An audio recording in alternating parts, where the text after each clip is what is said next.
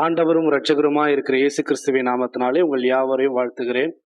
இந்த நாளிலும் இயேசு கிறிஸ்துவினுடைய வார்த்தை என்ற தலைப்புல உங்களை சந்திக்க தேவன் பாராட்டின கிருபைக்காய் நன்றி செலுத்துகிறேன்.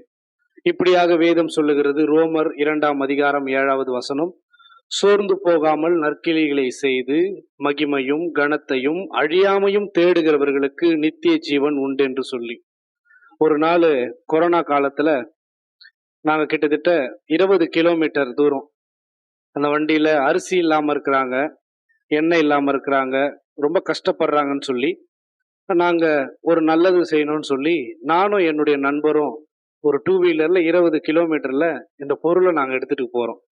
நாங்க எடுத்துட்டு போகும்போது முதல்ல ஒரு வாட்டி பஞ்சர் ஆச்சு, மறுபடியும் 2வது வாட்டி ஒரு பஞ்சர் ஆச்சு.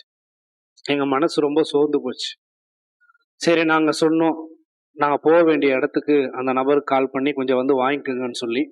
அவங்களும் வந்து வாங்குற மாதிரி இல்லை, அவங்களுக்கும் உடம்பு சரியாம போச்சு.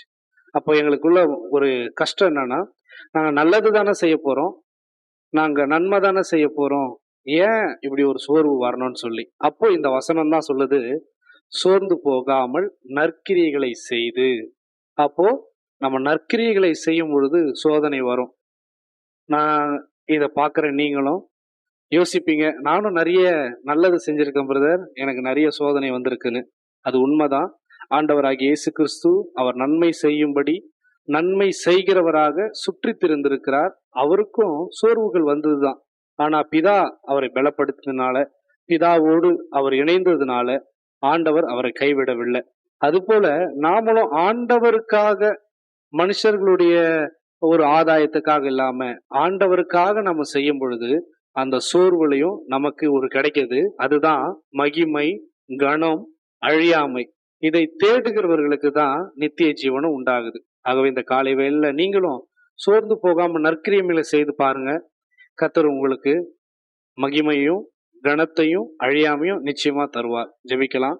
கிருபையும் இரக்கும் மகா பரிசுத்தமுள்ள நல்ல பிதாவே, இந்த காலை வேளையில இந்த வசனத்தை கேட்கிற ஒவ்வொரு இருதயத்திலையும் சோர்வு இல்லை, பலன் உண்டாகட்டும்.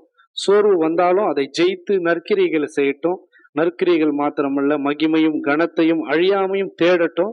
அதோடு நித்திய ஜீவனையும் அடையட்டும். இயேசு கிறிஸ்துவின் நாமத்தினாலே ஜெபிக்கிறேன் ஜீவனுள்ள நல்ல பிதாவே, ஆமென்.